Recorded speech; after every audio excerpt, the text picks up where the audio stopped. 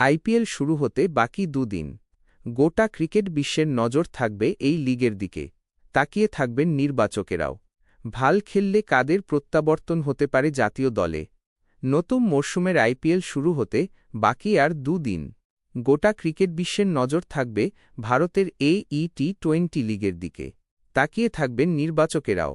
ভারতের আগামী প্রজন্মের ক্রিকেটারদের তুলে আনতে আইপিএলের উপরেই নির্ভর করেন তারা। নতুন মুখদের মাঝেই লড়াই করবেন পুরনো মুখেরা, যারা কোনো না কোনো সময়ে আইপিএলে ভাল খেলেই উঠে এসেছেন, কিন্তু এখন জাতীয় দলে ব্রাত্য।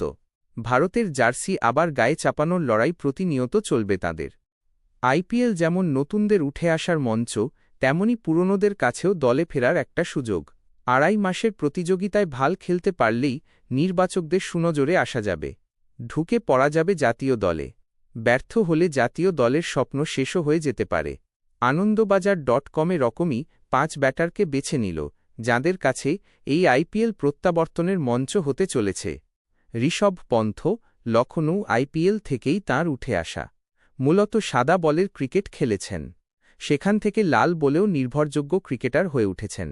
কিন্তু যেই ফরম্যাট থেকে তাঁর উত্থান, সেই টি-20 দলেই আর জায়গা পান না।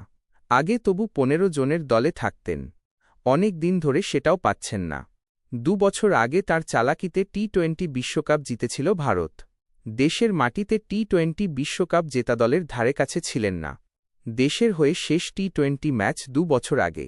গতবারের আইপিএলে এমন কিছু করেননি যাতে জাতীয় দলে ফিরতে পারেন। এবার তাই পন্থের কাছে সুযোগ নিজেকে প্রমাণ করার। শ্রেয়স আয়ার, পঞ্জাব কিংস টি-20 বিশ্বকাপের আগে তাঁর সম্পর্কে প্রধান নির্বাচক অজিত আগরকর বলেছিলেন, ওকে বাদ দেওয়া হয়তো সবচেয়ে কঠিন সিদ্ধান্ত, কিন্তু দলের স্বার্থে এই সিদ্ধান্ত আমাদের নিতেই হয়েছে। জাতীয় টি-20 দলের দরজায় অনেক দিন ধরেই কড়া নাড়ছেন, কিছুতেই সেই দরজা ফাঁক হচ্ছে না। টি-20 দলে ফেরার ব্যাপারে তিনি সম্ভবত সকলের আগে থাকবেন। দেশের হয়ে শেষ টি-20 খেলার পর 3 বছর কেটে গিয়েছে।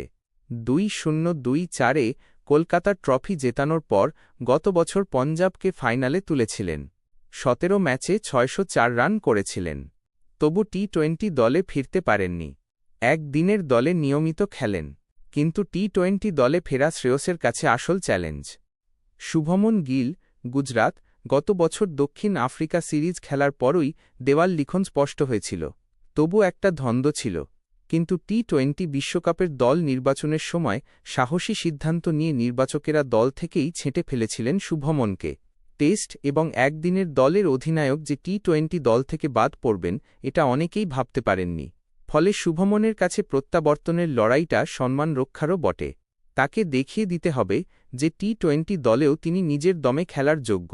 এমনিতে আইপিএলে প্রতি বছর ঝুড়ি ঝুড়ি রান করলেও দেশের হয়ে সেই ফর্ম দেখাতে পারেন না। প্রশ্ন উঠেছে স্ট্রাইক রেট নিয়েও। ফলে এই দুটি বিষয়েই নজর রাখতে হবে শুভমনকে।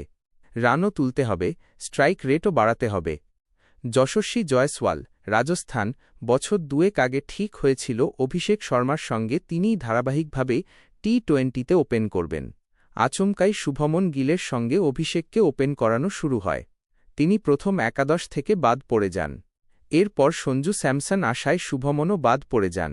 অবস্থা যা, তাতে এখন টি-20 দলের ধারে কাছেও নেই যশস্বী। কারণ সঞ্জু ব্যর্থ হলে ঈশান কিশন ওপেন করতে পারেন, তা না হলে শুভমনকে ডাকা হতে পারে। তারপরে আসতে পারে যশস্বীর নাম। ফলে আইপিএলে খুবই ভাল না খেললে অদূর ভবিষ্যতে টি-20 দলে ফেরার সম্ভাবনা কম। যশস্বী হয়তো বড় রান করারই লক্ষ্য নিয়েছেন।